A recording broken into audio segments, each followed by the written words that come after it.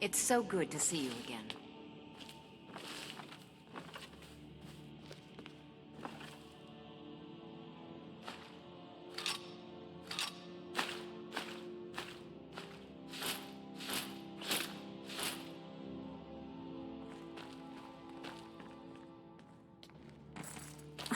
Enough of that.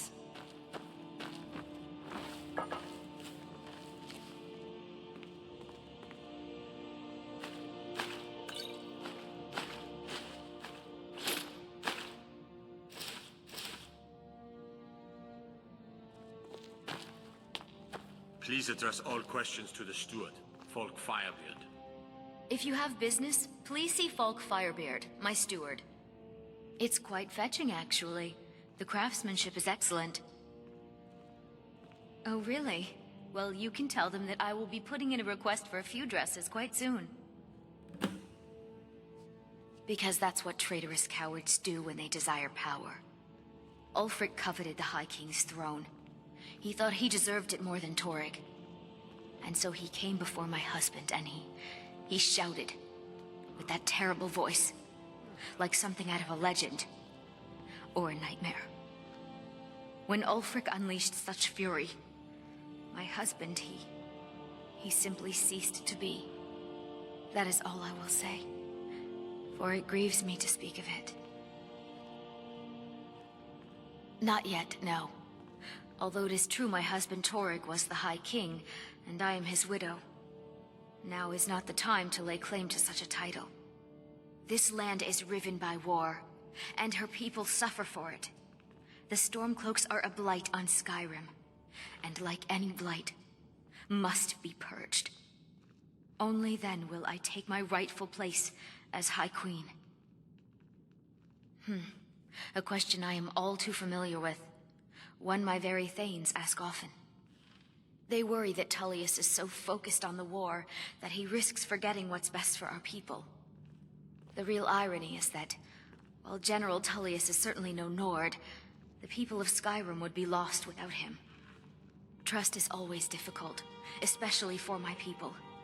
Yet we must trust in Tullius's leadership. For what other choice do we have? Be well. Pray for Solitude and my husband. Be quick. I have little patience for mundane concerns.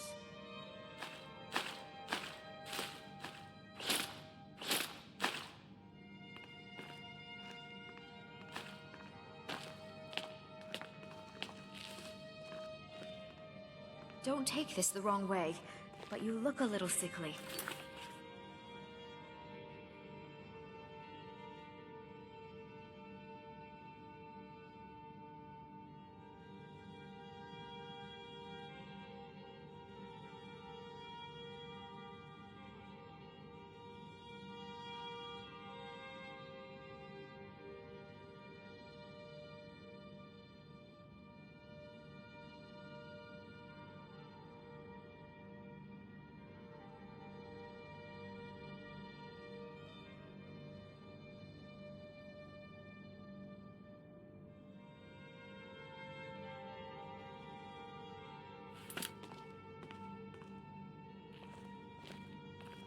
Please address all questions to the steward,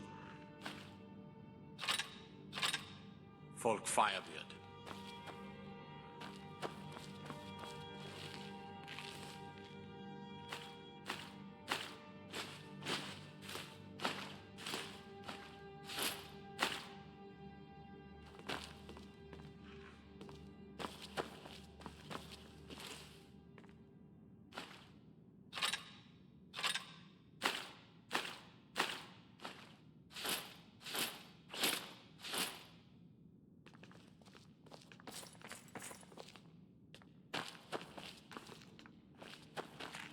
Thane Bryling, at your service.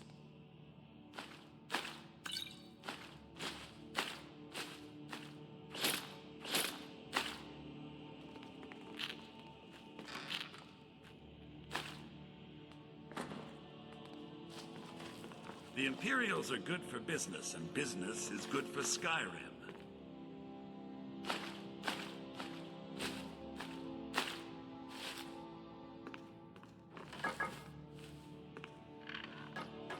You know your way with destruction magic.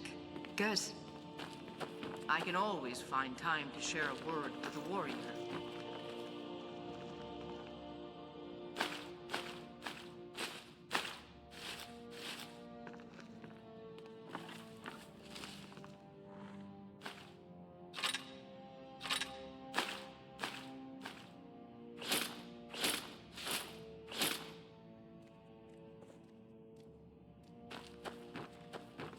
Watch your feet. We just clean there.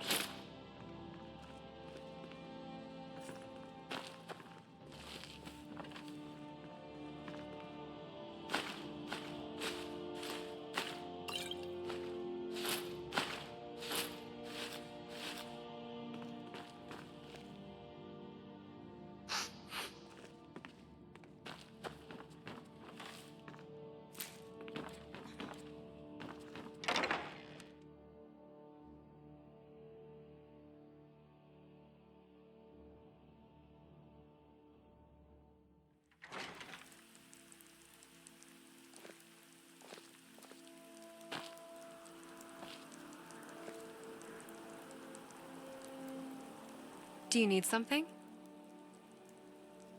No, it's all right. You weren't asking about my past specifically. Whispers and rumors. It's strange being the subject of gossip. That workshop, it wasn't just a place. It was home. My father and I, we lived there. And to think people are talking about it, about us, it just feels wrong.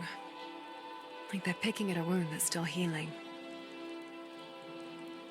That's not to say I don't like people commenting about my combat exploits. Yet these matters, my past especially, they're private. What's our next plan? I specialize with two-handed weapons. You know that already. I'm fair with other combat arts as well, like archery and one-handed weapons. However, I don't know much about spellcasting right now. Still working on that. And if I don't have a weapon on me, I can use my fists. I've been told that they punch like steel, quite literally.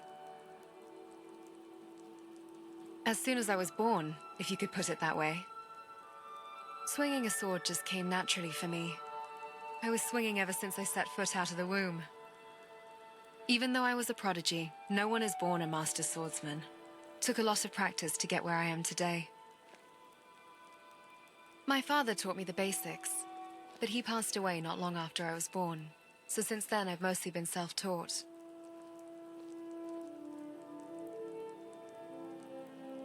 I needed to survive, and I didn't have anyone I could trust at the time. My father, he was all I ever knew. Never knew her. It was always just my father. He was killed by assassins. I've made it a point to hunt them down. That's kind of why I'm taking these mercenary jobs here and there. I need to be sure I can actually kill them. I was powerless to do anything when it actually happened. That won't be the case anymore. Not much to tell. I didn't get to know him for very long. I know it sounds sad. I didn't even know the only parent I had that well. But the days I did spend with him, they were memories of pure light. He was so kind, caring. I used to kind of be a buffoon when I was born. It was very embarrassing. But he helped me through it, and for the limited time he could, showed me the ropes of what it meant to live. That was how he put it.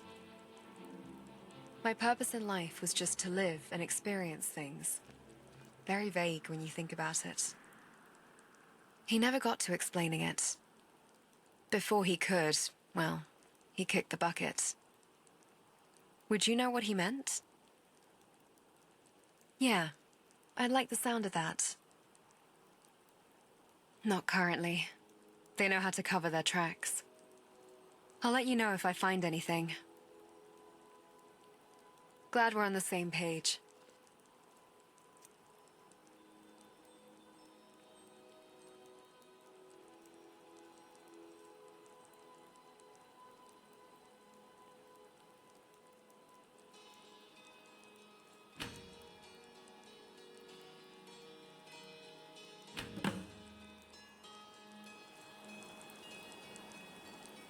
What now?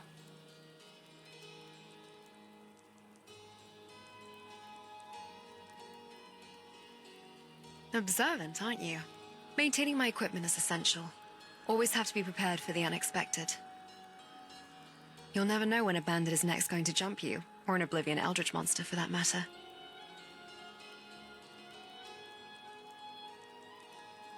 You've heard of the Oblivion Crisis, haven't you? If not that, Skyrim has plenty of other eccentric hordes to throw at us. Giants, Draugr, the occasional dragon. Of course, consider it a professional courtesy. Besides, I find the process calming. It's meditative, in a way. Like combat, but without the violence. Though I should mention, I only offer this service when we're out in the wilds. If we're in a city with a proper smithy, it's best to let the smiths handle it.